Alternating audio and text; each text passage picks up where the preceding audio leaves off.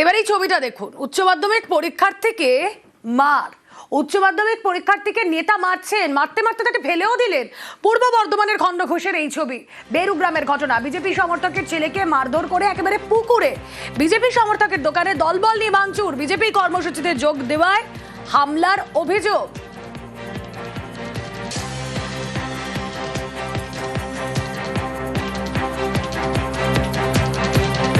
পূর্ব বর্ধমানের খণ্ডঘোষের বেরুগ্রামের ঘটনা, যে ছবি আপনারা দেখছেন, সিসি ক্যামেরা ফুটেজ, সেখানে স্পষ্ট বিজেপি সমর্থকের ছেলেকে মারধর করে পুকুরে ফেলে দেওয়া হলো। দেখুন সেই ছবি।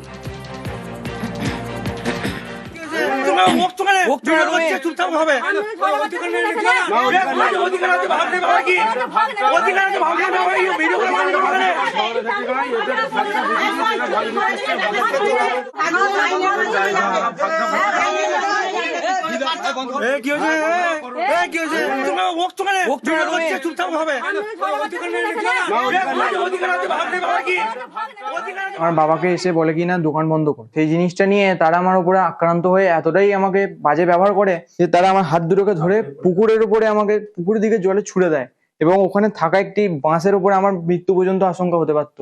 আমার বিচার চাই এবং এখন বিশাল আশঙ্কা আছি, কিন্তু আমার পরীক্ষা যে দেওয়ার মানসিকতা, সেই মানসিকতাটাই আমার আজকে ভয়। আমি কি বলবো আপনাকে, পার্টি অফিস থেকে আমরা কালকে ডেকেছিল, যাইনি বলে দিয়ে লোকজন এসে আমাদের উপর চড়া হওয়া, দোকান বন্ধ কর, মারধর। ছেলেটা কালকে পরীক্ষা দিতে যাবে, ছেলেটাকে মারধর করে জলে ফেলে দিয়েছে। এবার ধরুন আমাদেরকে লকাই মেরেছে, লকাইয়ের দল বলে এসেছিল তারা। আমাদের বলছে আবার 4 দিন পর আসবো, তো বাবাকে ছেলেকে দুজনকে তুলে নিয়ে চলে যাবো। এই অভিযোগ ভিত্তিহীন এবং এর সঙ্গে রাজনীতির কোনো সম্পর্ক নেই। এটা শুধু একটা ফ্যামিলি ম্যাটার। আমরা জনপ্রতিনিধি হিসাবে এবং বোয়াইচন্ডী আমরা 24 ঘন্টা মানুষকে পরিষেবা দিই, ওদের সঙ্গে যে হাজির হয়ে যায়, সেই হিসাবে একটা যখনই শুনেছি একটা ঝামেলা সৃষ্টি উদ্ধার করি এবং সেইটাকে শুনছি নাকি আমাদের নামে কোনো থানায় অভিযোগ করেছে। খণ্ডঘোষের ঘটনা, এই ঘটনায় রাজনৈতিক তরজা শুরু হয়ে গিয়েছে ইতিমধ্যে। বেরুগ্রাম অঞ্চলের বোয়াইচন্ডী বাজারের এক ব্যবসায়ী দীপক অধিকারী ও তার পুত্র আস্তিক অধিকারী, যে উচ্চ মাধ্যমিক পরীক্ষার্থী, তাদেরকে মারধর করে জলে ফেলে দিল তৃণমূল কংগ্রেসের অঞ্চল সভাপতি শেখ লকায়ের নেতৃত্বে 10 থেকে 15 জনের দুষ্কৃতী বাহিনী। এটাই তৃণমূলের প্রকৃত উন্নয়ন। ঘটনা কি ঘটেছে আমরা এখনো শুনিনি, নিশ্চয়ই আমরা খোঁজ নেব এবং উপযুক্ত ব্যবস্থা নেওয়া হবে।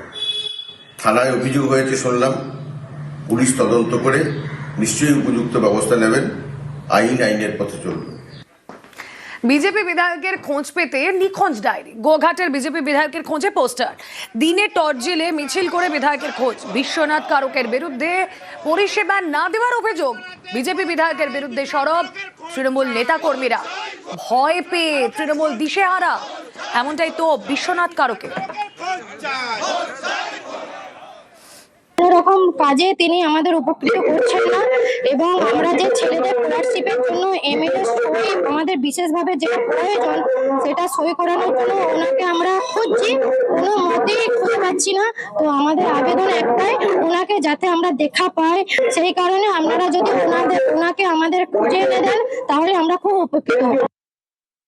আমাদের গোঘাটের আপামর নাগরিকের এমএলএ সাহেব, সম্মানীয় মাননীয় মহোদয় বিশ্বনাথ কারককে খুব জরুরি প্রয়োজন দরকার। আমরা বহু খোঁজ করেছি কিন্তু আমরা তাকে খুঁজে পাইনি। তাই আমরা আজকে আইন প্রশাসনের সহযোগিতা নিচ্ছি যে ইমিডিয়েটলি যত দ্রুত সম্ভব একটু খুঁজে নিয়ে এসে সাধারণ মানুষের জন্য যদি মার্কেটে অ্যাভেলেবেল করা যায়, গোঘাটের সাধারণ মানুষ এই হতদরিদ্র যন্ত্রণা থেকে খানিকটা মুক্তি পাবে। জনগণ তো দেখতে পাচ্ছি, জনগণের কাজ করছি আমরা। তো প্রতিটা আমরা অঞ্চলে ঘুরে ঘুরে আমরা সার্টিফিকেট দিই, এইটা আমার সুনাম আছে। আজকে সব দিকে তোলাবাজ আস্তে আস্তে বন্ধ হয়ে যাচ্ছে। তোলাবাজি থেকে তারা আর ভালো কাটমানি সংগ্রহ করতে পারছে না বলে তারা দিশারা হয়ে গেছে। সেই জন্যই দুনিয়ার ক্রিমিনাল এক হও নাগরিক সমাজের নাম করে এই তৃণমূল কংগ্রেসের লোকেরা তারা মিছিল করছে। কাকদ্বীপে বিধায়কের নামে পোস্টার, মন্টুরাম পাখিরার নামে পোস্টারে চাঞ্চল্য। নেতাদের নামেও পোস্টার, একাধিক অভিযোগ সেই পোস্টারে। নেতাদের সম্পত্তি থেকে টাকার বিনিময়ে পদের অভিযোগ। পোস্টার বিতর্কে কাকদ্বীপ বিধানসভায় ব্যাপক শোরগোল। পুলিশের কাছে অভিযোগ দায়ের বিধায়কের।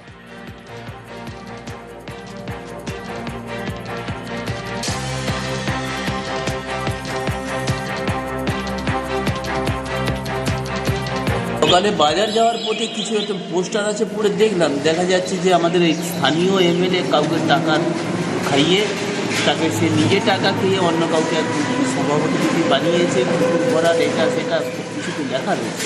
সম্ভবত রাতের অন্ধকারে করেছে, হ্যাঁ, এছাড়া অন্য কিছু বলতে পারবো না।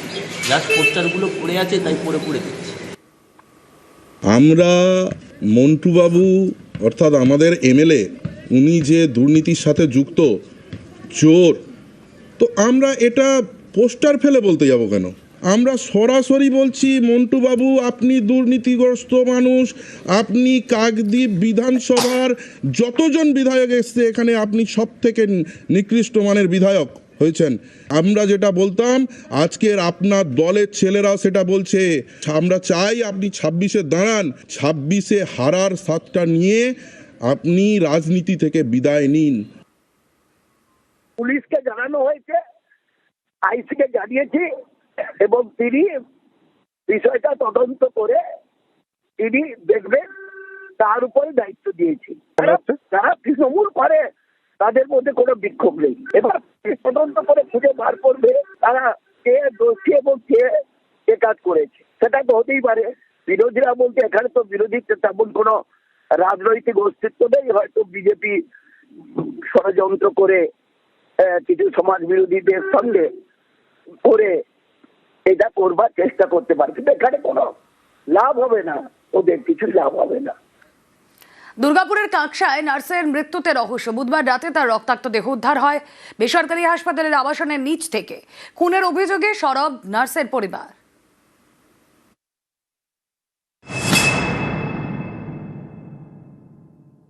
আমার খুব অহংকার হতো গো, যে আমি এত কষ্ট করে মেয়েকে মানুষ করেছি গো।